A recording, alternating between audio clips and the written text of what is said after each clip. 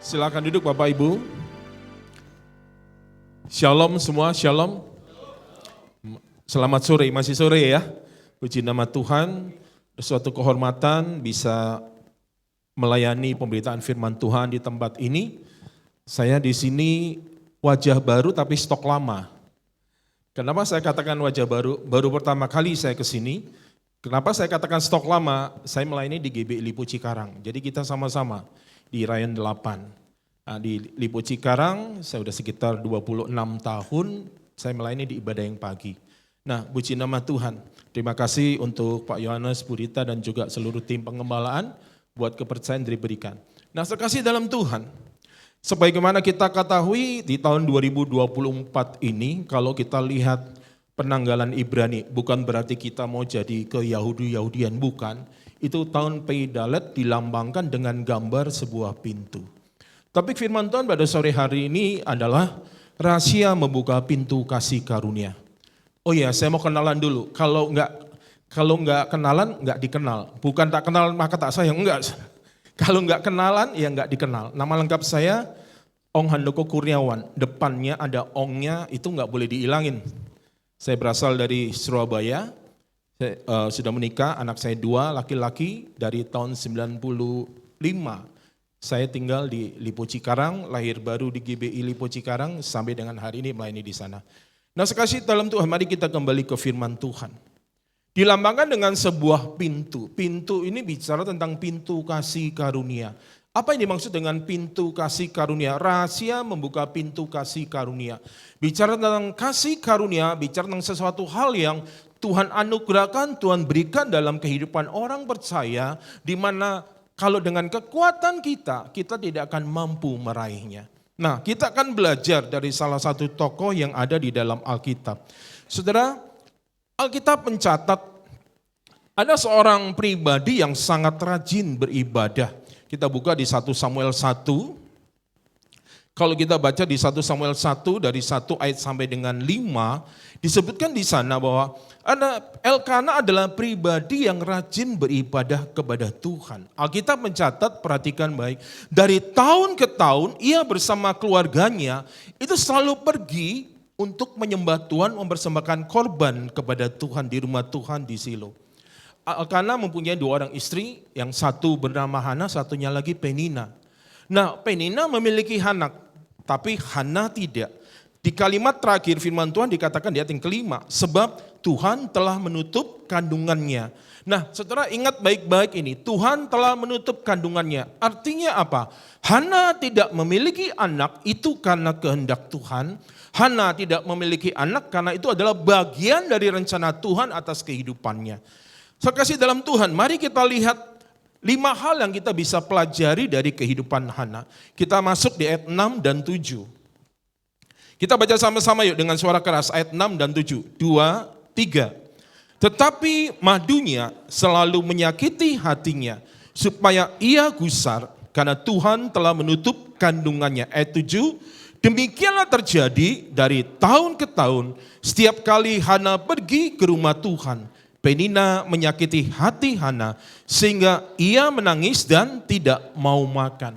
Kita sudah baca tadi, Hana tidak mempunyai anak karena Tuhan menutup kandungannya. Hana tidak memiliki anak bukan karena dosanya, bukan karena kesalahannya, melainkan karena Tuhan yang menutup kandungannya. Nah, saudara, bagi budaya masyarakat pada masa itu, seorang wanita yang sudah menikah dan kalau tidak memiliki kemampuan untuk melahirkan anak, itu mereka akan menganggap wanita ini sedang dihukum oleh Tuhan pada masa itu ya. Wanita ini sedang dikutuk oleh Tuhan, wanita ini pasti sedang berdosa, menanggung dosa yang begitu besar. Tapi kita sudah baca firman Tuhan bahwa Tuhan menutup kandungan Hana. Nah, sekasih dalam Tuhan, pandangan yang berlaku pada masa itu sungguh sangat memberatkan perasaan daripada Hana. Jadi saudara, Hana mendapatkan semacam pengadilan sosial daripada orang-orang di sekelilingnya. Orang-orang melihat kepada Hana, ini wanita ini sedang dihukum oleh Tuhan. Wanita ini, Hana ini sedang dikutuk oleh Tuhan. Dia pasti sedang berbuat dosa. Sekasih dalam Tuhan, kita melihat bagaimana perasaan Hana ketika menghadapi semua ini. Dikatakan di sini, di ayat yang ke-6, tetapi madunya selalu menyakiti hatinya supaya ia gusar. Kita lihat yang pertama, Penina selalu menyakiti hati Hana, selalu cari perkara. Kemudian kita lihat di ayat yang ke-8, kita baca sama-sama, 2, 3. Lalu Elkana suaminya berkata kepadanya, Hana, mengapa engkau menangis dan mengapa engkau tidak mau makan? Mengapa hatimu sedih? Bukankah aku lebih berharga bagimu daripada 10 anak laki-laki? Saudara, mari saya ajak saudara konsentrasi sebentar selama 30 menit ke depan. Yang pertama tadi, Hana tidak memiliki anak karena Tuhan menutup kandungannya. Dan di sisi lain, dari tahun ke tahun Alkitab mencatat, dia harus menemani suaminya untuk apa? Ke Silo. Ngapain ke Silo? Pergi menyembah Tuhan, mempersembahkan korban kepada Tuhan. Dan selama perjalanan itu Hana harus menghadapi pandangan sosial dari orang-orang sekelilingnya. Orang-orang pada melihat ke Hana, ini wanita ini sedang berdosa, wanita ini sedang dikutuk Tuhan, ini wanita yang sedang dikutuki oleh Tuhan. Ditambah lagi dengan sikap daripada Penina, ditambah lagi dengan sikap daripada suaminya. Kalau kita baca di ayat yang ke-8 Elkana ini tadi, kalau saya sederhanakan kalimat ini, Elkana ini bicara kepada Hana seperti ini, udah ngapain sih kamu sampai nangis? Ngapain kamu pusing? Ngapain kamu sampai gak mau makan? Cuman gara-gara gak punya anak? Elkana berkata kepada Hana begini, kan ada aku gitu. Ya bagi Elkana gak pusing, karena dia sudah punya anak dari Penina. Tapi bagi Hana masalah, dia sudah menikah tapi dia gak bisa memiliki anak. Saudara kasih dalam Tuhan, Elkana ini adalah gambaran dari seorang pria, seorang suami yang tidak memahami perasaan istrinya. Tapi saya percaya pria-pria, para suami yang hadir pada sore hari ini adalah termasuk golongan pria atau suami yang sangat memahami perasaan istrinya. Yang amin kok, ini yang amin yang istri atau yang suami ini harusnya? Para suami katakan amin, istri-istri katakan aman. Loh, betul kan? Kalau kita sebagai istri aman lah kalau suami kita ngerti perasaan kita. Nah, saudara, mari kita kembali ke kisah ini. Saudara, Hana mengalami pergumulan yang luar biasa. Enggak ada seorang pun, dia sebatang kara nih. Enggak ada seorang pun yang bisa memahami perasaannya. Harusnya suaminya itu terakhir.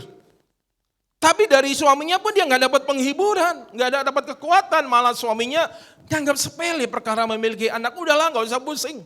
Kan ada aku, kata Elkana seperti itu. Saudara, ternyata Elkana ini nggak bisa memahami perasaan Hana. Kemandulan pada zaman itu merupakan sebuah aib yang sangat luar biasa. Alkitab mencatat dari tahun ke tahun Hana harus menemani suaminya. Dari tahun ke tahun Hana harus menanggung malu di hadapan orang-orang pada masa itu. Yang melihat dia berjalan dengan suaminya, kemudian dengan Penina pergi untuk menyembah Tuhan di Silo. Terkasih dalam Tuhan, hal yang pertama kita bisa pelajari dari Hana adalah bahwa orang beriman juga tidak luput dari berbagai macam situasi sulit dalam kehidupannya. Kita baca sama-sama dengan suara keras ya, yuk 2, 3. Orang beriman juga tidak luput dari berbagai macam situasi sulit dalam kehidupannya. Yang menangkap pesan Tuhan katakan amin. Hana orang beriman. Alkitab tidak mencatat kesalahannya. Bahkan dikatakan dia dari tahun ke tahun dia setia menemani Elkana. Tapi sepertinya keadaan memperlakukan Hana dengan tidak adil. Nah, saudara, mari kita lihat lebih jauh lagi. Kita baca di ayat 9 dan 10. Baca sama-sama, 2, 3.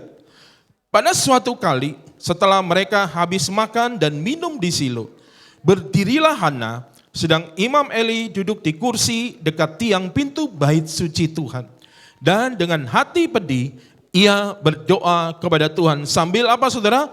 Menangis terseduh-seduh. Kita masuk pada poin yang kedua. Kalau tadi yang pertama Tuhan ingatkan bahwa orang beriman juga nggak akan luput dari masalah. Setinggi apapun level kerohanian seseorang, bahkan mungkin kalau boleh saya katakan, makin tinggi level rohaninya, makin berat masalahnya. Saudara nggak percaya? Contoh, gembala saudara di tempat ini Pak Yohanes. Dulu masih belum jadi gembala, bergumulan cuma untuk dirinya sendiri dan keluarganya. Yang menangkap katakan amin. Setelah jadi gembala, mulai berdatangan pengerja, jemaat, sharing, mencurahkan masalahnya, problemnya. Pasti problem saudara, masalah saudara setidak-tidaknya dibawa dalam doa. Bertambah lagi daftar doanya. Semakin tinggi level rohani seseorang, semakin banyak masalah yang harus didoakan dan diberesin. Yang menangkap katakan amin. Kan itu sayangin gembala saudara, kasih tahu kanan kiri. Sayangi gembala kita. Ngomong dong kanan kiri, jangan lihat ke saya.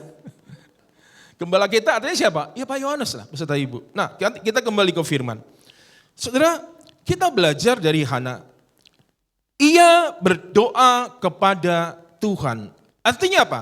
Hana datang pada pribadi yang tepat. Yaitu Hana datang pada Tuhan. Dia mencari Tuhan. Kalau zaman sekarang ini agak unik nih. Karena pengaruh kemajuan teknologi ya. Gadget. Saya amati, saya ini seorang pengamat. Sekarang kalau ada masalah, bukan Tuhan dulu yang dicari. Medsos yang dicari. Saya mau nanya sama saudara nih. Pasti di sini lebih canggih lah daripada Cikarang bahasa Inggrisnya. Ini kan dekat Jakarta ya, perbatasan. Saudara saya mau tanya ini. Like itu artinya apa? Like. L-I-K-E. Saudara jawab aja, ini bukan jebakan Batman kok. Gak ada hubungan dengan keselamatan. Semua jawaban benar. Like artinya apa? Yakin? Gak mau berubah ya? Oke, saya kunci jawabannya. Like artinya suka. Kalau suatu hari, mohon maaf bukan berminat menyindir. Saya lah contoh, saya aja. Biar pulangnya aman. Saya mungkin dirawat amit-amit deh, seumur hidup saya gak pernah dan gak akan mau opnam di rumah sakit. Jangan saya deh ya, kasih si A aja lah ya. Dia lagi dirawat di rumah sakit si A. Lagi diinfus. Dia foto tuh. Terus dia upload. Taruh di Facebook. Kemudian banyak yang apa? Like artinya? Saudara yang jawab tuh. Satu hari Tuhan bawa ke sana untuk kasih pembelajaran kepada bukan cuma anak-anak muda, orang tua juga. Kadang jari kita ini latah. Ini lebih cepat daripada otak kita. Kalau kita lihat teman baik kita upload sesuatu, nggak perlu lihat isinya, langsungnya main like, dan like. Padahal kalau kita lihat lebih dalam itu kan ada pilihan yang simpati, empati. Betul ya? Nah jadi kita lihat ini orang sakit, si A sakit kok banyak yang like, banyak yang suka. Tapi suatu hari Tuhan bawa dalam pemikiran lebih dalam lagi. Sesuatu Tuhan taruh dalam hati saya seperti ini. Coba deh kamu pikir. Itu dari 200 yang kasih jempol, berapa orang yang sungguh-sungguh berdoa buat sakitnya? Cuman dia yang tap jempol dan Tuhan yang tahu. Sampai di sini yang menangkap katakan amin. Maafkan saya kalau ada yang tersindir, kita balik ke firman Tuhan. Hana itu datang pada apa? Pribadi yang tepat, datang pada Tuhan. Dia nggak datang kepada yang lain. Terkasih dalam Tuhan. Saya mau tanya sama saudara, orang jujur disayang Tuhan. Mana yang bisa membuat kita ini dekat sama Tuhan? Kesengsaraan ataupun kemakmuran? Udah gak berani jawab. Ada yang jawab kesengsaraan, ada yang jawab kemakmuran. Rata-rata survei membuktikan kesengsaraan membuat orang itu makin mudah dekat sama Tuhan.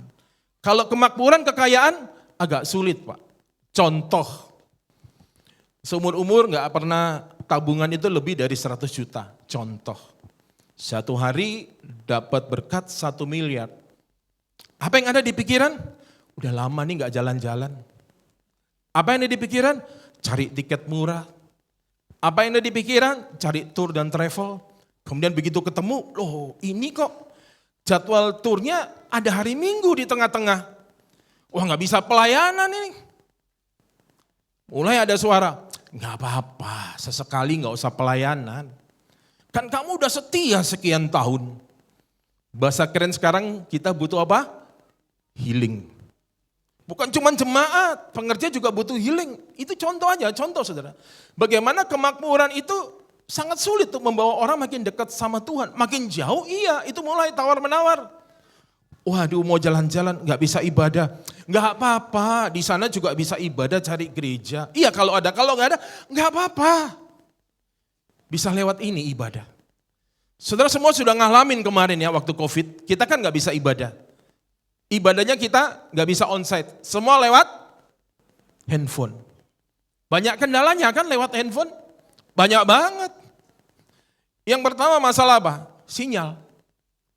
Sinyalnya kalau nggak bagus ya, kita udah nyanyi enak-enak, ini jam pasir, WL-nya freeze. Kita udah nyanyi, dia diem, sinyalnya nggak kuat.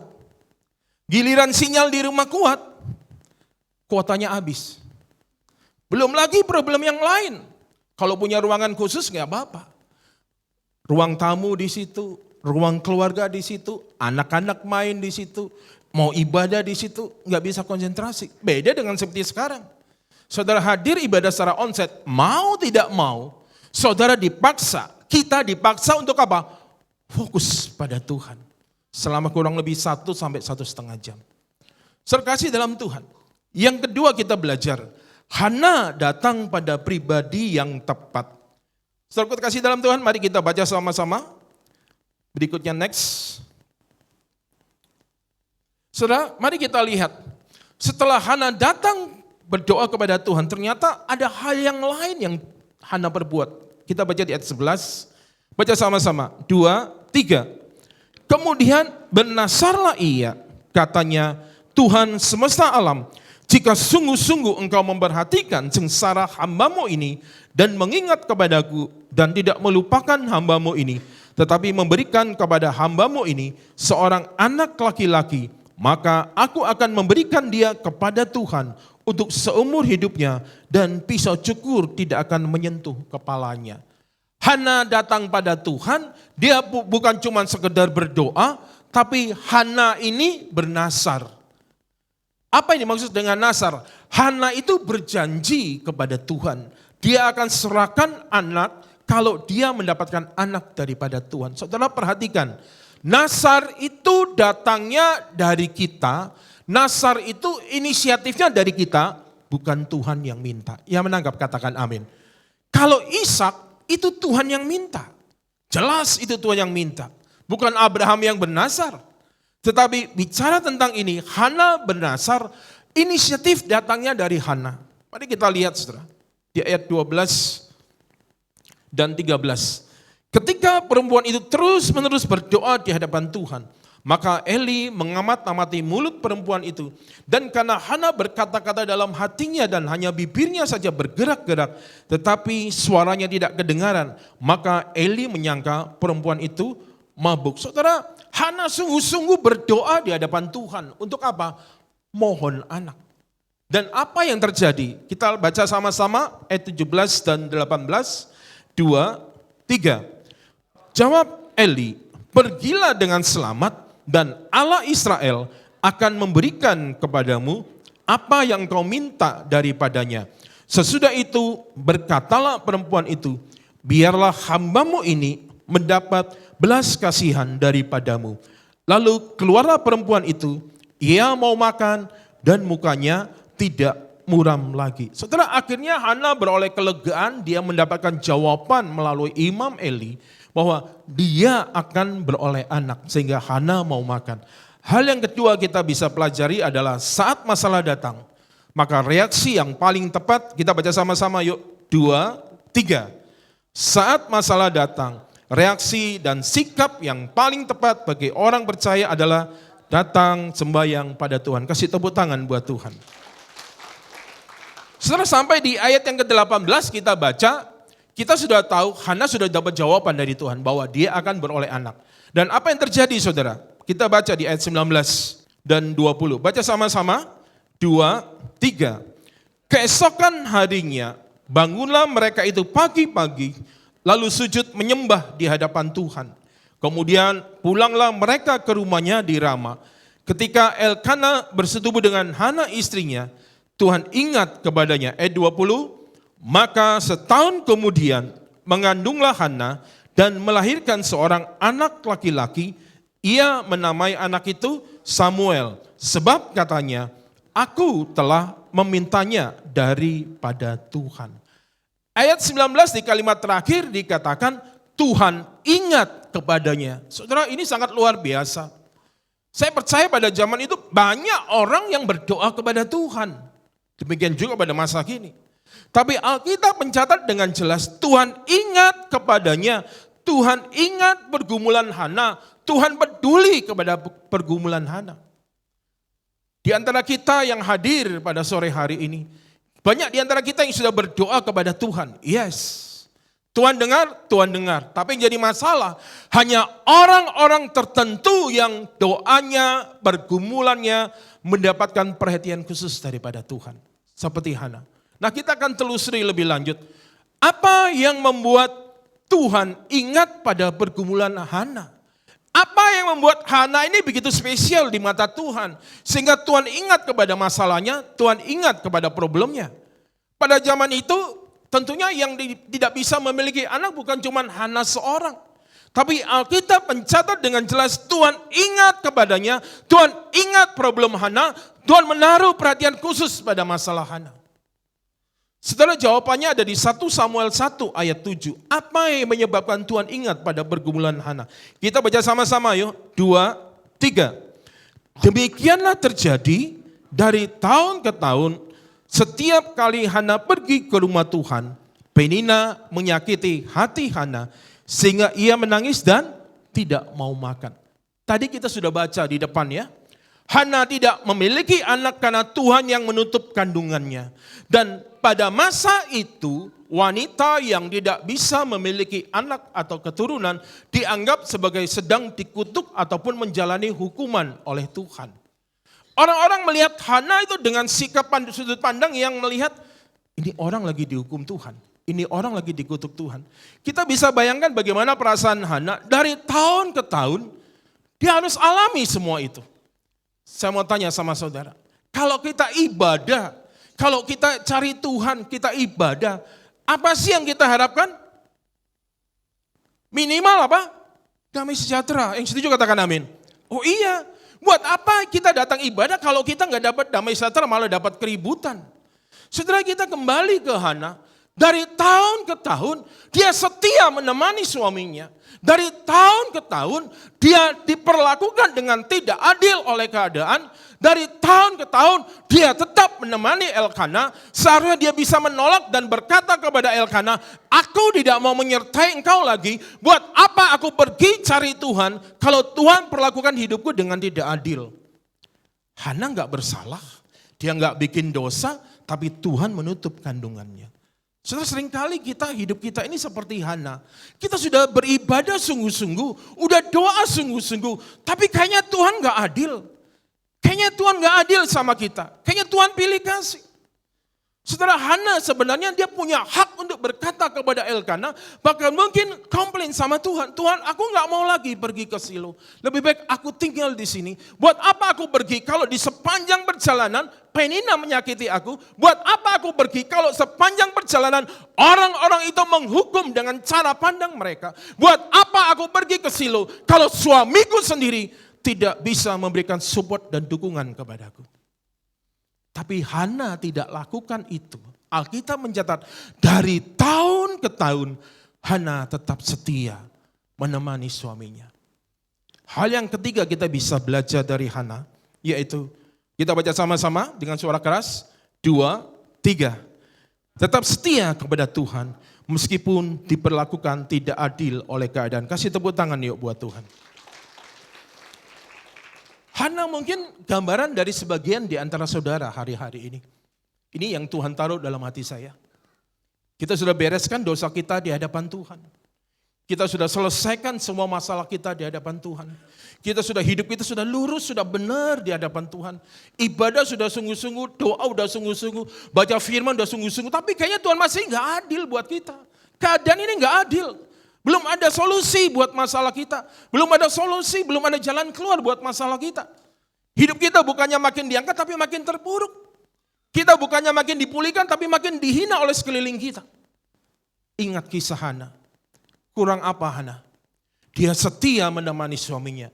Dia setia menanggung perlakuan-perlakuan yang tidak adil oleh keadaan di sekelilingnya. Tapi Hana tetap setia. Saudaraku terkasih dalam Tuhan, tetaplah setia kepada Tuhan. Amin. Meskipun kita diperlakukan tidak adil oleh keadaan, tetaplah setia melayani. Walaupun mungkin keadaan tidak memperlakukan kita dengan adil. Mari kita kembali ke firman Tuhan. Apa yang dilakukan Hana setelah ia memperoleh anak? Kita baca ya di ayat 27 dan ayat 28. Baca sama-sama yuk. 2, 3. Untuk mendapat anak inilah aku berdoa. Dan Tuhan telah memberikan kepadaku apa yang ku minta daripadanya. Ayat 28. Maka aku pun menyerahkannya kepada Tuhan. Seumur hidup terserahlah ia kiranya kepada Tuhan. Lalu sujudlah mereka di sana menyembah kepada Tuhan. Kita belajar masuk poin yang keempat. Tadi Hana berdoa sungguh-sungguh di hadapan Tuhan. Dan dia bernasar, kalau aku dapat anak, aku mau persembahkan anak ini hanya untuk kepentingan pekerjaan Tuhan. Di ayat 27 dan 28 kita baca. Setelah Hana mendapatkan anak, ayat 28, maka aku pun menyerahkannya kepada Tuhan. Kembali firman Tuhan membuktikan, menyatakan bahwa Hana adalah pribadi yang bukan cuma taat, tapi setia kepada janjinya. Tadi bicara tentang nasar, inisiatifnya datang dari kita. Nasar itu kita yang berjanji, bukan Tuhan yang berjanji atau bukan Tuhan yang minta. Hana yang berjanji dan dia menggenapinya, dia memenuhi nasarnya. Saudara, kalau Tuhan ingatkan kita pada sore hari ini, mungkin ada di antara saudara di hari-hari yang kemarin, saudara pernah bernasar kepada Tuhan. Saya ingin sampaikan, izinkan saya dengan penuh kasih sampaikan pesan Tuhan sore hari ini. Jangan tunda-tunda untuk membayar nasar saudara. Ulangan 23 ayat 21, saya sudah tampilkan. Yuk kita baca sama-sama. 2, 3. Apabila engkau bernasar kepada Tuhan Allahmu, janganlah engkau menunda-nunda memenuhinya. Sebab tentulah Tuhan Allahmu akan menuntutnya daripadamu. Sehingga hal itu menjadi dosa bagimu. Nasar inisiatifnya datang dari kita. Seringkali ketika kita membutuhkan sesuatu, kita janji sama Tuhan. Tuhan, kalau Tuhan mengabulkan doa saya mau akan lakukan ini buat Tuhan. Tapi ketika doa kita dikabulkan, nasar kita masih tahan. Sayang nanti aja, nanti aja. Saudara, selagi nafas masih ada, selagi kaki masih bisa melangkah, selagi tangan masih bisa diangkat, cepat penuhi nasar saudara. Yang menangkap katakan amin. Jangan tunggu nafas satu-satu ya. Ngerti maksud saya? Udah di ICU. Diajak ngomong gak ngerti. Komunikasi gak bisa. Nafas pakai selang, jantung pakai alat, semuanya. Baru saudaranya ngingetin pada pendetanya, Pak, dulu dia pernah janji sama Tuhan, tapi sampai hari ini dia masih nahan-nahan. Saudara, bicara tentang nasar ini bukan bicara melulu soal uang, jangan salah. Bicara soal nasar adalah sesuatu yang kita janji kepada Tuhan. Mungkin sederhana, sepele. Aku janji aku mau sungguh-sungguh dalam ibadah, gak akan bolong. Tapi ternyata masih dalam pelaksanaannya, masih banyak tawar-menawar. Aku mau janji melayani Tuhan sungguh-sungguh. Aku janji mau melayani. Tapi pada kenyataannya nanti Tuhan mau beresin dulu kerjaan dan lain sebagainya. Sore hari ini, saya tidak tahu siapa dimaksud oleh Tuhan, siapa orangnya. Kalau saudara pernah bernasar kepada Tuhan di hari-hari yang lalu, cepat bayar nasar saudara. Yang menangkap katakan amin. Sekali lagi, nasar datangnya dari kita. Kita yang berjanji dan bukan Tuhan yang minta. Yang keempat kita belajar dari Hana. Baca sama-sama yuk. 2, 3. Memenuhi nasar kepada Tuhan. Kasih tepuk tangan buat Tuhan. Saudara, kita udah belajar 4 poin. Ada satu lagi. Nanti saya minta tolong Asyir. Begitu doa berkat selesai kan semua pada pulang ya. Betul ya? Nanti ditanya satu-satu di pintu. 5 poin apa aja. Terus kalau saudara belum hafal, balik lagi ikut ibadah jam 7. Enggak saudara, jangan takut. Nanti ada rangkumannya di bagian akhir. Intermezzo biar saudara enggak terlalu tegang lihat saya. Saya memang serius kalau pola saya. Jadi jangan harap lihat saya stand up komedi di mimbar memberitakan firman. Enggak bakalan saudara. Mari kita lihat. Saudara, setelah Hana memenuhi nasarnya, apa yang terjadi?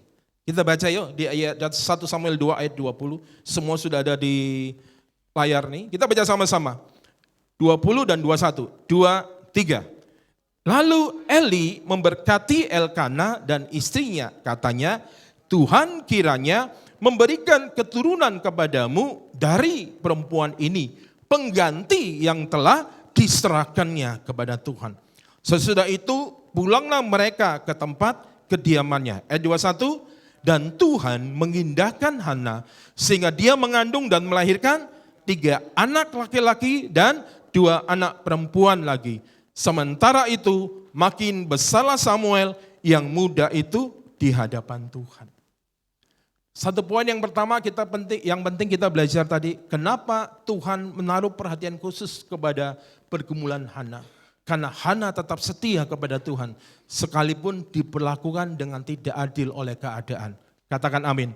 Tetaplah setia melayani Tuhan, sekalipun mungkin tidak ada yang memperhatikan pelayanan kita secara manusia, tapi Tuhan melihat kita. Nah, saudara, mari kita lihat ini luar biasa.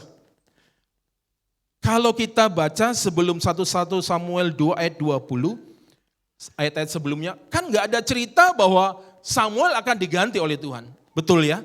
Nah, di ayat 20 baru di sini, aku akan memberikan keturunan pengganti. Dan berapa orang yang diberikan sebagai pengganti? Saudara, 3 anak laki-laki dan 2 anak perempuan. Tuhan itu luar biasa. Di sini kembali firman Tuhan menyatakan, Tuhan gak butuh apa-apa dari kita. Tuhan punya semuanya, katakan amin. Tapi bicara tentang Nasar, itu adalah kita yang janji. Bukan Tuhan yang minta, beda ini. Samuel dan Ishak itu sangat berbeda. Kalau Ishak, Tuhan yang minta. Tapi Samuel ini Hana yang berjanji.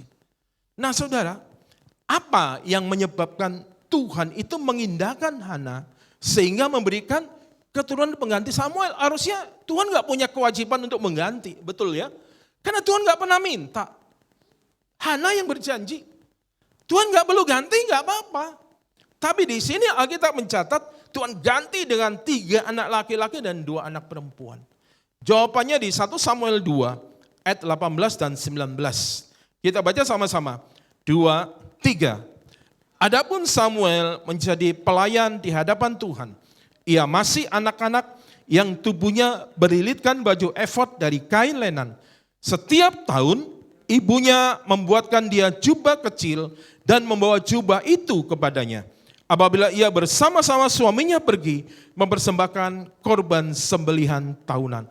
Ini saya kasih warna beda, warna kuning di ayat 19 yang firman Tuhan berkata, setiap tahun ibunya membuatkan dia jubah kecil dan membawa jubah itu kepadanya. Jadi setelah Hana bin Nasar memutuskan untuk menyerahkan Samuel, Samuel gak tinggal lagi bersama dengan mereka, tapi Samuel tinggal di Silo, di rumah Tuhan, karena dia dipersembahkan untuk kepentingan pekerjaan Tuhan. Dan Alkitab mencatat, ternyata setelah Samuel dipersembahkan di sana, dari tahun ke tahun, perhatikan saudara, ini Hana tetap menjumpai Samuel menemani suaminya. Dan ayat 19 dikatakan, setiap tahun ibunya yaitu Hana membuat dia jubah kecil dan membawa jubah itu kepadanya. Dari tahun ke tahun setelah Hana memutuskan untuk membayar nasarnya, ketika dia menjumpai Samuel, Hana membuatkan jubah untuk Samuel.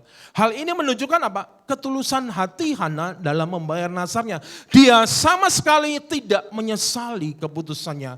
Saudara, kenapa saya katakan peluang sangat besar sekali bagi Hana untuk menyesali? Oh iya, dari tahun ke tahun dia melihat Samuel.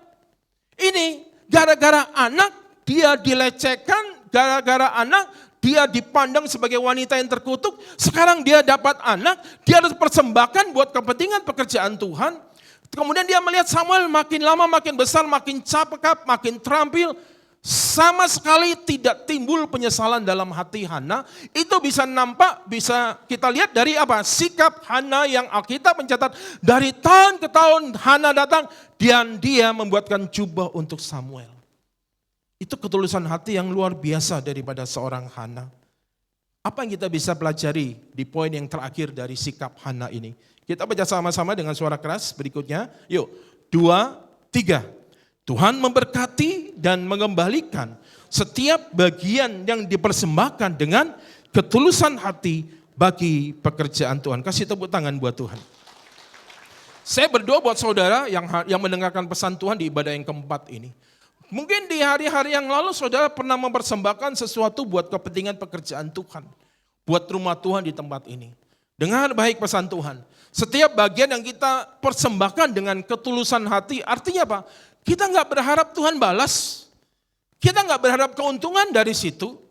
Tuhan ingatkan bahwa Tuhan memberkati dan mengembalikan setiap bagian yang dipersembahkan dengan ketulusan hati bagi pekerjaan Tuhan. Hana dia persembahkan Samuel dengan ketulusan hati. Tadi kita sudah baca, ketika Tuhan menyatakan janjinya, itu sebelumnya Hana nggak pernah tahu. Kalau dia membayar nasarnya, Tuhan akan ganti. Oh, kalau Hana tahu duluan kan gampang dia jalaninya. Oh, kalau aku bayar nasarku nanti Tuhan ganti lipat kali ganda. Enggak. Tapi setelah Hana melakukan bagiannya, Tuhan perhatikan, Tuhan melihat ketulusan hatinya, maka Tuhan menggantikan.